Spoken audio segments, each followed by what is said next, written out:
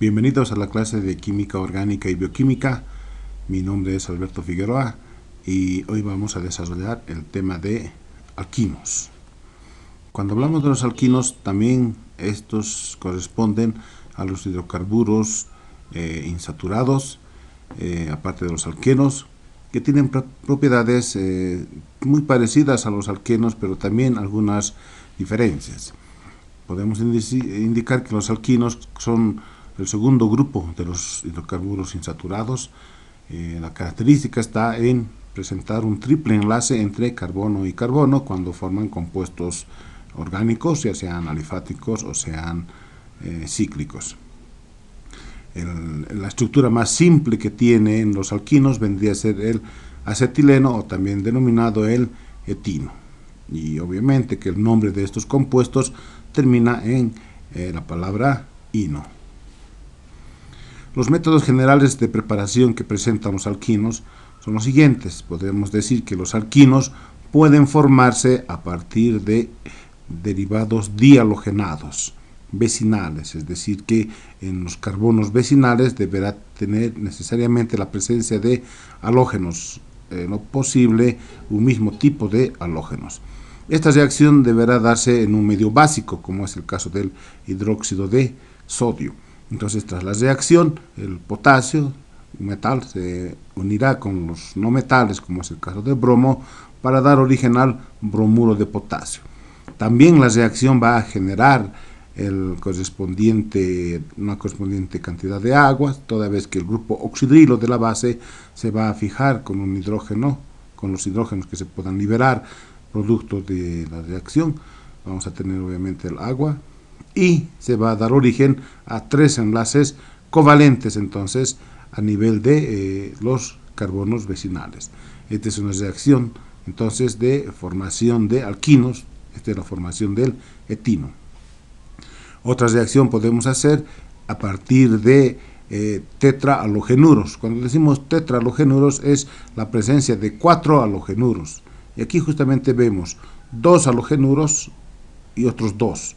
Estamos hablando de 2 cloros y 2 cloros, en total 4 cloros. En la estructura deberá existir 4 cloros.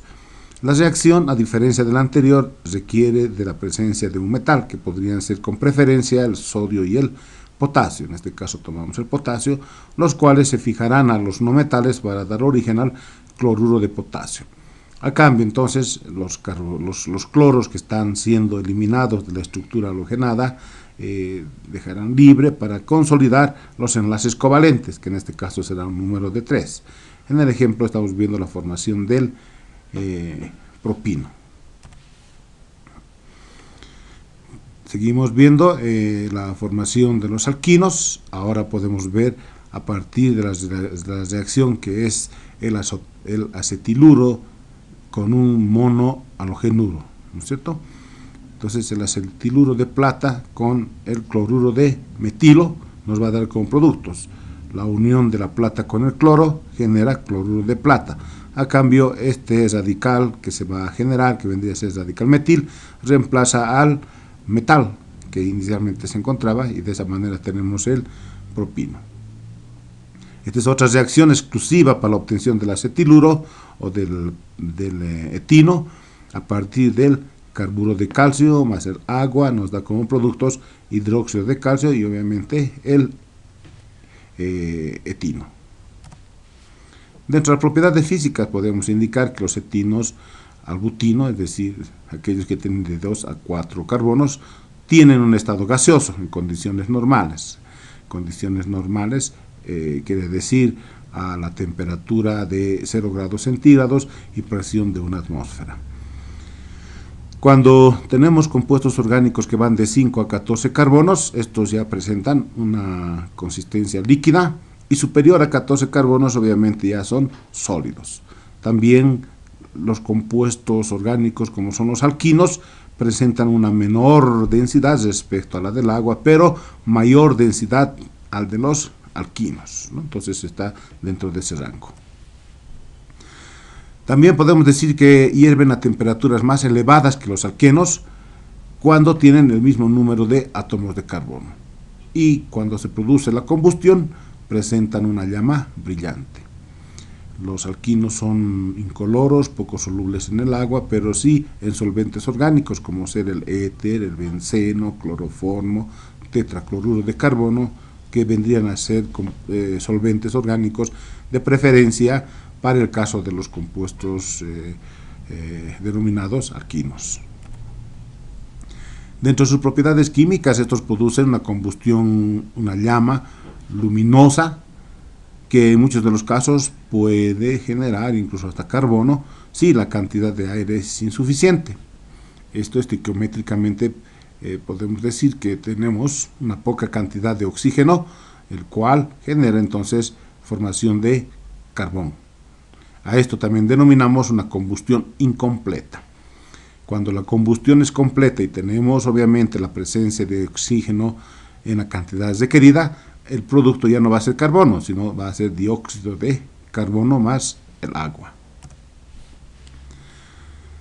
Si seguimos viendo las propiedades químicas, podemos indicar que los alquinos son capaces de reaccionar con ácidos hidrácidos, y producto de la reacción lo que vamos a hacer es pasar de la función alquino a la función alqueno, y si la acción continúa sobre el ácido hidrácido, de la función alqueno podemos llegar a un alcano, ¿no? Entonces es un proceso en el cual vamos perdiendo enlaces covalentes. El ejemplo que nos presenta, tenemos el propino, vamos a generar el 2-bromopropeno, el 2-bromopropeno más el ácido hidrácido, como es el caso del ácido bromhídrico, genera el 2,2-dibromopropano. La hidratación es una reacción en la cual genera como productos compuestos orgánicos oxigenados, pero tenemos como parte de los reactivos ya sea el agua o ya sea el oxígeno. La primera reacción, tenemos el caso del etino más el agua, va a generarnos la formación de ácido acético. Perdón, no es ácido acético, esto es etanal. El etanal en presencia de oxígeno ahora sí genera el ácido acético, ¿no?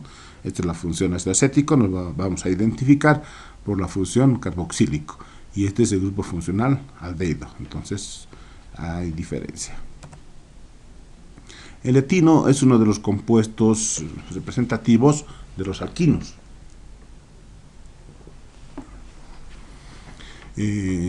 Puede también ser identificado con el nombre de acetileno. Tiene diferentes características en términos de su densidad, puntos de ebullición, puntos de fusión. En su preparación podemos obtener, a partir de la reacción específica que tiene del carburo de calcio con el agua, tenemos el etino, pero de manera simultánea generamos el hidróxido de calcio. Tiene un olor agradable, sin embargo, este suele presentar un poco grado de solubilidad en el agua, pero sí muy soluble en compuestos orgánicos, como es el caso de la acetona, que puede disolver una buena cantidad del etino en condiciones un poco especiales, como es el de la presión, en este caso 12 atmósferas. El etino también es un poco peligroso en términos de su poder explosivo, es una sustancia que genera gran explosión y por eso justamente suele utilizarse en la industria. También podemos decir que cuando se produce la combustión, este genera carbón cuando tenemos una combustión incompleta. Este carbón muchas veces se manifiesta como una suerte de un hollín que se genera producto de la combustión, ¿no? Entonces esta es una combustión incompleta. Cuando tenemos una combustión completa, la característica de este tipo de reacción, combustión completa, es la generación de agua y la generación de dióxido de carbono. Cuando arde este etino, presenta una llama de color azul y presenta mucha energía calorífica, y bueno, su relación estequiométrica en combustión está dado fundamentalmente por una proporción de 2 moles de etino y 5 de oxígeno. Requiere de una buena cantidad de oxígeno para la combustión completa. También es posible que pueda producirse reacciones de oxidación, es decir, fijar el oxígeno en este hidrocarburo en presencia de oxidantes, de preferencia pudiera ser permanganato de potasio, el cual oxida al etino transformándolo en ácido oxálico, es un ácido orgánico. También es posible que el etino experimente una suerte de reacción con el cloro gaseoso para dar origen al ácido clorhídrico y liberación de carbono. Este se deposita en forma de polvo, un polvo de color negro.